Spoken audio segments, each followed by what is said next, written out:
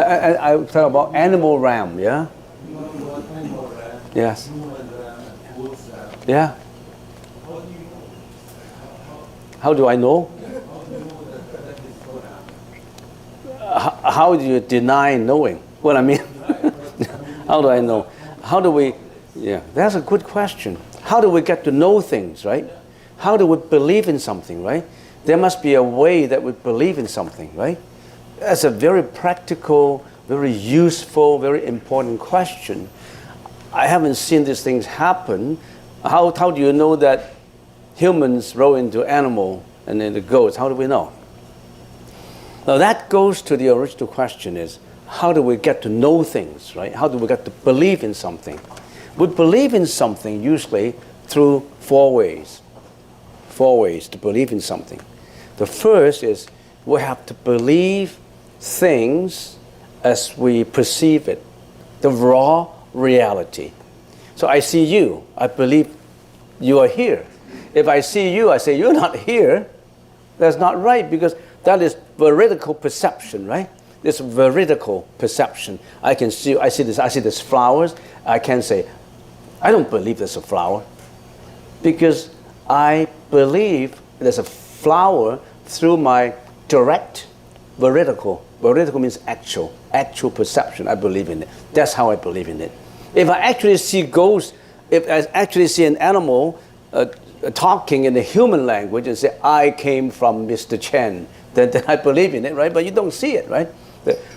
The first is you believe in something by direct veridical perception. You actually see it.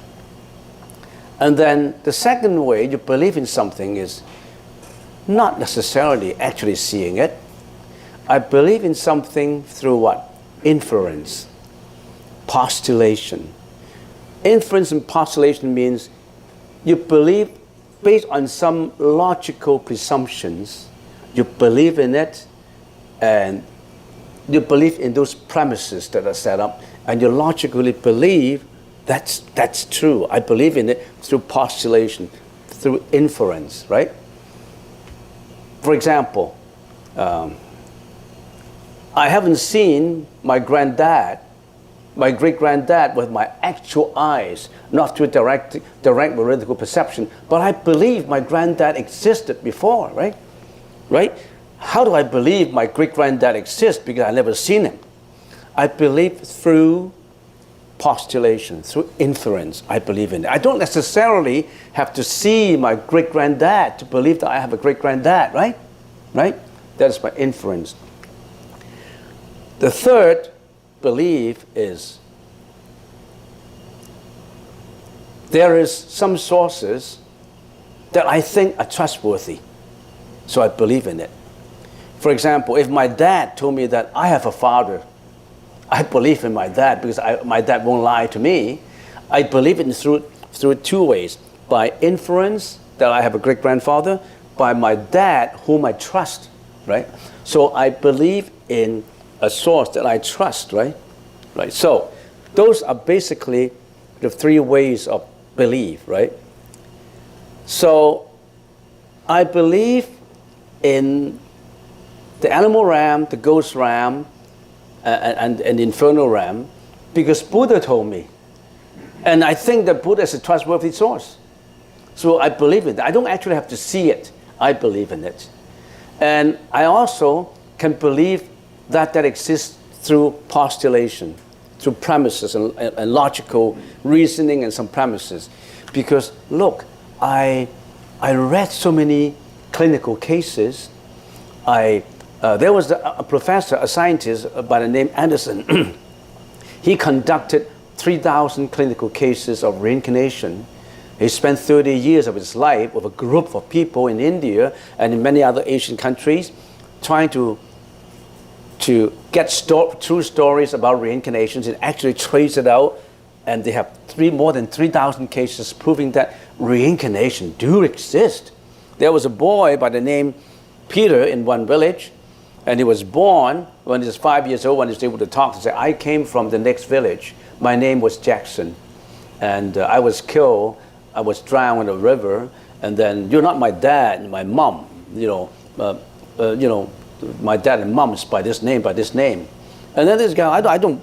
Shut up, you are my son. No, this is my mom and dad is there. And they actually follow the story through. And actually, yes, whatever the boy said is true. That boy, Peter, was by the name John, and he got drowned in that river, and then he reincarnated into another body. So they totally believe in the reincarnation. And were also cases where there was a butcher who had always been butchering pigs her life, thousands of pigs being butchered by him. And this moment of death, he was panting and he was breathing heavily, he couldn't pass away. Suffer for a few months of just suffering on the bed, probably because of the karmic energy of killing.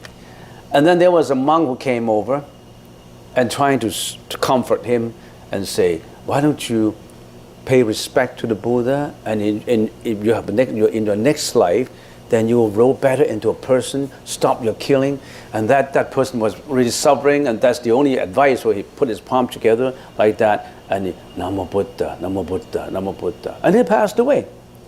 And then he gave a dream to his mom. I was born in the next village as a pig. And I still have one human hand exist, because he couldn't hold both hands together. It was only one palm. And they went to the next village, and they saw a small little pig with a human hand. In here, like 3 legs with 1 leg as a human hand. And he got that dream from that village. So there's a lot of postulation, inference that there's reincarnation. That is man into animal and animals into men. And there were also cases where people who passed away in the ghost realm, they came back and talked to some friends and talked to some relatives. There's so many cases of reincarnation. If you get into Google, actually, scientifically, they have done a lot of reincarnation cases. They have done a lot of many years ago, they already started. And I think the first one who started is from University of I don't know, what University of Berkeley, UC Berkeley, many years ago that they started this. You research into it. So many different cases. And how do I know? I know I don't have to believe, I don't only believe in things I actually see. Because I know that my eyes, my nose, all my senses are limited in function. My ears are not even better than a dog's ears. As I always mentioned, a dog can hear 2 miles away the siren of an ambulance. I, with human ears, I'm not even better than the dog's ears. The dog's bark now, and then the siren would go by, and oh yeah, he's listening to the siren. He's actually, barking like the sound of the siren. So all my senses, if I only believe in things that my senses actually see, there's so many things I shouldn't have believed in. So you don't trust your senses all the time. So the fact that your senses cannot see does not mean that they don't exist.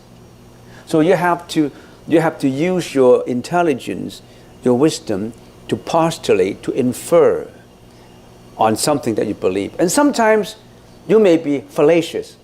You kind of infer the wrong thing, then it becomes a fallacy. So like, for example, if I see over there in a remote mountain, I see there's smoke coming up. My inference to believe is, I believe there's some fire going on in there. Because I know that there's no smoke without fire. So I postulate that there's fire in there. I don't actually have to see the fire. I infer from it there must be a fire burning in there because I can see smoke. Right? Then that means my inference, my postulation is correct. My belief is correct. Because then people over there call me up and say, yeah, we do have a fire in here. So my belief is correct. But sometimes my belief may not be correct. If there was a smoke in there, I said, there's fire in there, and I call up, so remote, the guy said, no, haven't got a fire. That is actually some clouds, in black clouds covering that area, and I fallaciously see that is smoke, and I postulate that there's fire. So that becomes a fallacy. So through inference, if it's correct, then it's a correct inference. If it's not correct, it's a fallacy, right? So not all the time you're correct. But if you only believe in things you actually see, there's so many things you shouldn't believe in. As I always mention, when I first came to Canada, the Prime Minister was Trudeau, right? Pierre Trudeau. I haven't seen him. So I said, I haven't seen Pierre Trudeau. I don't believe it exists. No, because according to records, according to history, I believe in history. I believe it's a trustworthy source, because history told me that's what it is. So how do I believe that there's, animal ram, ghost ram, I believe through inference. And believing through inference is a major part of belief. If you only believe in things you actually veridically see, you can't live in here, because so many things you haven't seen, and yet they exist. Can your naked eye see the galaxy far away? You cannot. But you cannot say, I can't see them, say they don't exist. You understand? Because through instruments, we can see there are other worlds. There was the moon that we can land on. So, yeah? When the Buddha was sitting under the Bodhi tree, yeah. He realized all his past lives and went through all kinds of knowledge of the universe and so on. And from that point in time, he learned about those things we're talking about. And that's where we obtained that information from his knowledge of becoming enlightened. Yeah, that's true. And the Buddha got enlightened at the Bodhi tree, and then slowly, after enlightenment, in the following 49 years, he's been telling what he actually understood. All the understanding about previous lives, about future, about past. He laid out all these information to us. And that's become very extremely valuable information. And the Buddha's intelligence, the Buddha's wisdom, tell us all that. And tell us that we should get out from this prison. We should get out from this world of reincarnation. What is more important is not just whether reincarnation exists. How do we get out from it? The Buddha introduced to us ways to get out from this cocoon of reincarnation, in this mess. He got out from the mess. He told us all this messy stuff that we can't even dream of. And then he said, you got to get out of it. So he told us ways to get out from inferno, to get out from reincarnations. If he just tell us that you are there, you are in prison and you can never get out, that's not wrong, that's not right. So he told us that we are all in a prison now. We got bounded, we got tied up in this mess of mental sufferings that we have. But we have a chance to get out. I already got out. Here are the methods. I told you all the past deeds, all the previous life information. I told you all the information, the conceptual understanding. But I also told you that you have to get out from there. You have to walk out from your prison. We cannot walk it out for you. The Buddha cannot walk it out for you. God certainly, if there is a God, cannot walk it out for you. You have to walk out the prison door by doing all these. So that's why we're practicing the Buddha's teaching. It's about getting out from a prison, if we use this analogy. So when you believe in something, you don't necessarily have to actually see it. You use inference, postulation, premises, logical assumptions. And that's how we believe in what happens. And all these premises and postulation and inference could be proven by science later, which gradually found out to be true. The Buddha, many 2,600 years ago, already said, the world is unlimited. There's galaxies away. We don't even have telescope at that time. Nobody would believe. China would believe only just we have China. Until many, many years later, Christopher Columbus discover America. Otherwise, we didn't know America even exists. So because of discovery, then we find out this world is unlimited. Other than this world, there's another world. So that's how we actually find out. That's what we call wisdom. And the Buddha further reminded us that don't attach to the material world. Don't attach to fame, money, reputation, sex, you name them. You attach to these things, you're always in reincarnation. You cannot get out. These are exactly the things that bind us in here. We've got to get out from it. And he introduced all these methods. Because of the karmic energies that bind us, most people can't get access to it. Even if they... You see, at the time of the Buddha, when Buddha was living, there were 3 categories of people. One category is, during the Buddha's livelihood, at the time when Buddha was living, there's only 1/3 of the people who actually talk and listen to the Buddha, actually in person. There's 1/3 who heard about the Buddha's name. Yeah, that was the Buddha who was able to get enlightenment, who was able to help us out to get enlightenment. There were only 1/3. The other 1/3, they have never heard of that name Buddha. They're in the same country though. So everybody has different, they're bound by different karmic energy.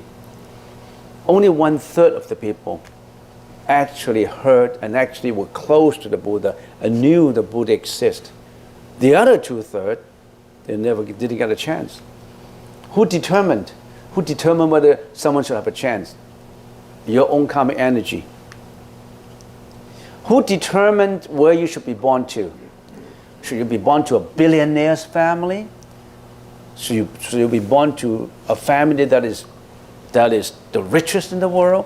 Or should you be born to a family that is the poorest? Who determined all this? Not God. If God determined that you should go to a poor family, He's not God.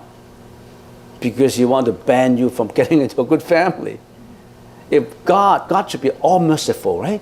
He wouldn't put you to a poor family and test you out. I don't want to be tested that way. You put me in a poor family and test my endurance? No. Would your parents put you to a place that is full of germs and bacteria? Live or dead is your business. Your parents won't do it like that, right? So it's your own karmic energy that drives you to where you are, to where you should be. So you watch out. What is this karmic energy? Who created this karmic energy? You yourself.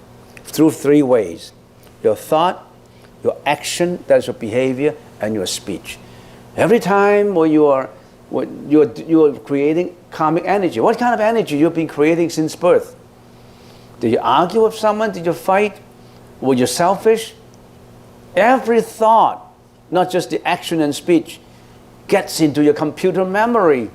You can't get away. Don't say that, my computer memory has a lot of bad stuff in it. It's not me who keyed it in. You yourself keyed it in, nobody else. You key in your own bad or good energy. Then you say, where does this good energy come from? From you. Where does this bad energy come from? This comes from you. So the Buddha said, who drives the disk drive? Is it the fingers? Is your mind. The Buddha said, not the fingers that make the mistakes. Don't blame your fingers for making... Don't blame your fingers for keying in the keyboard. Who controls the fingers? Your mind, right? The Buddha said, start with your mind, not blaming your fingers. Certainly don't blame your keyboard. It's your mind. Your mind want to key in that porno, not your finger. Your mind want to do this. Your mind drives you to create that energy. You have to be extremely careful with your own mind. Don't let it go astray. Very few people can control their own mind. They always go astray. That's why we are suffering. Who creates the suffering around you? Why are you crying? Why are you getting depression? Why are you unhappy? Is it because of externalities? Because of your husband? Because of your kids who don't listen to you? Because of all your debtors? who wants to get the money from you. No, you create your own world. Yeah, metaphysical. I think the definition of metaphysical is physical is something that we can actually prove by science. Physical, right? Proof by science, by facts, by touching, by senses. All our senses can only sense physical things, right? Our senses, our eyes cannot see matter. That means above physical. So our eyes cannot see. My eyes cannot see what you think, right? My eyes can only see how you move. My ears can only listen to your sound. My ears cannot listen to the sound of your mind, right? So, other than physical, there's metaphysical, and the metaphysical deal with consciousness. You cannot see consciousness, but consciousness cannot be understood just by itself. It has to be understood through physical. So they are also they're one and the same thing. So that's the reason why in the Heart Sutra we say physical is metaphysical, metaphysical is physical. They cannot be segregated. The metaphysical has to seek expressions to the physical. The physical itself depends on what? Causation. Causation itself is without nature. That's so the physical actually exists because of causation. The physical does not have its real nature. That's why we call it in the Sanskrit language asvabhava. Svabhava, that means has its real nature. When something has this real nature, it has a few characteristics. The first one, it depends on itself to becoming. It does not need any causes. It exists permanently. See these three conditions? It exists permanently.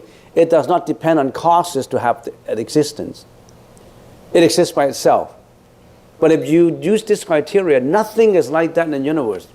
In the universe, you cannot find one thing that exists permanently. In the universe, you cannot find one thing that exists without a cause. Right?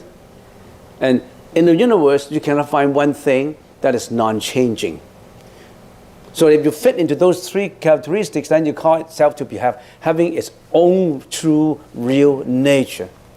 But nothing like that. So you exist, but you're empty.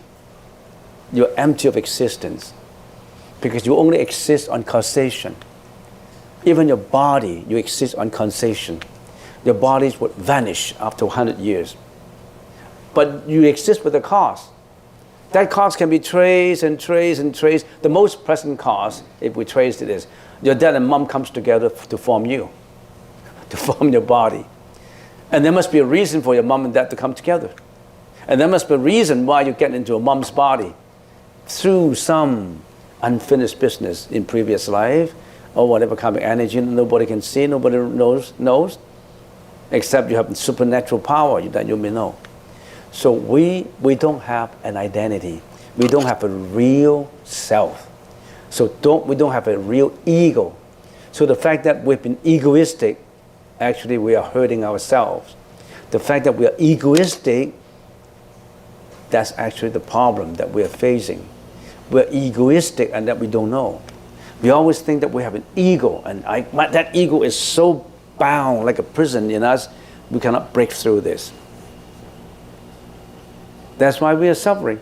I remember a miracle that was performed by Avalokitesvara Bodhisattva, the goddess of mercy. There was a village in China, and they were by the side of a huge river, and they formed a village in there.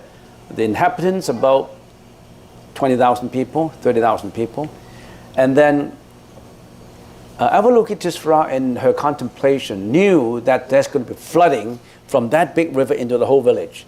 The whole village will be destroyed if the river directs its course in the middle of the village, then everything will be washed away. It's like a tsunami, you know.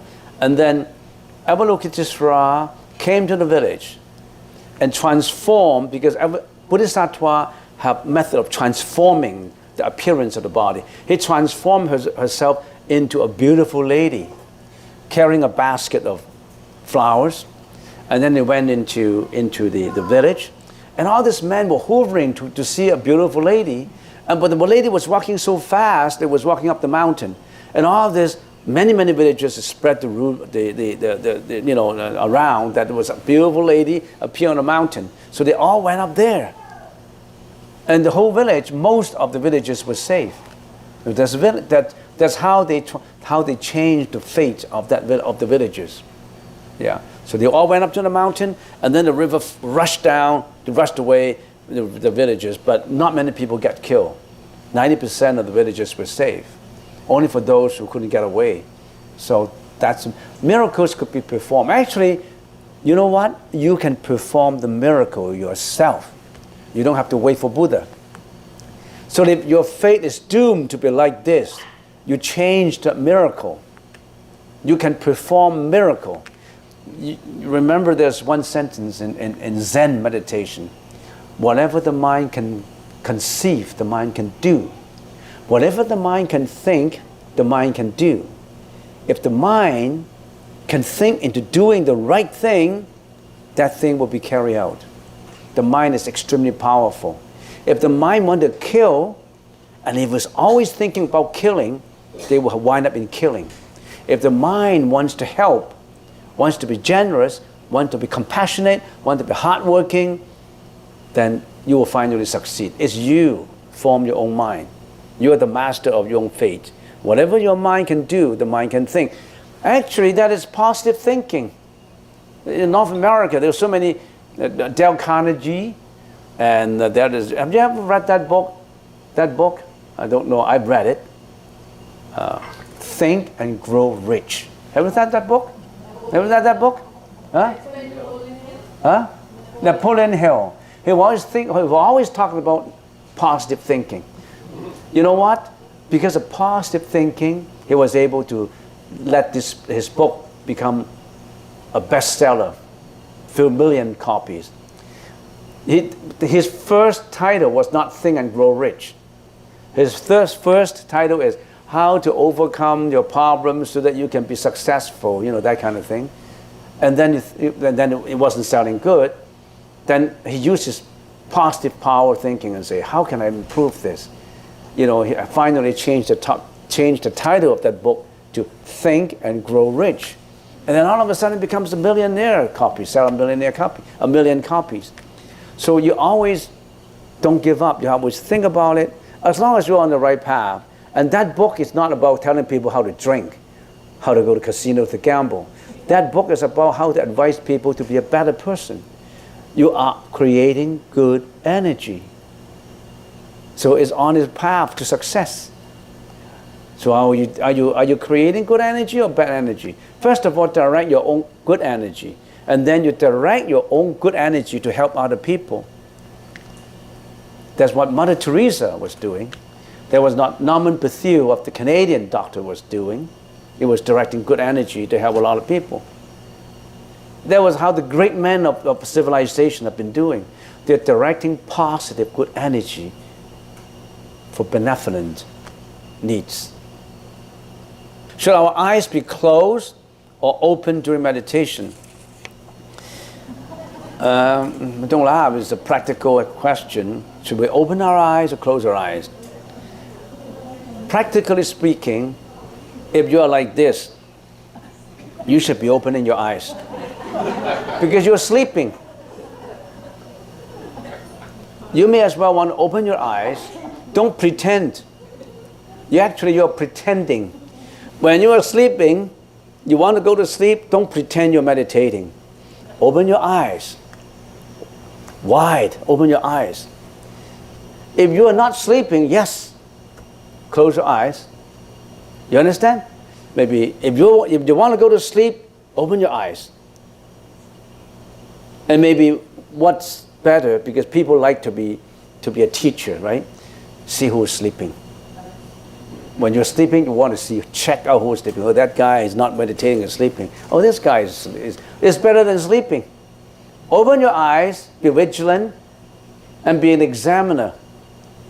You know how the examiner was walking around looking that people are not cheating? That's what you're doing.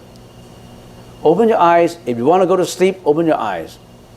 If you're not sleeping, you're not drowsy, then you close your eyes. But then the most important is not whether your eyes are closed or open. If you close your eyes, are you concentrating in that anapanasati, in the breath?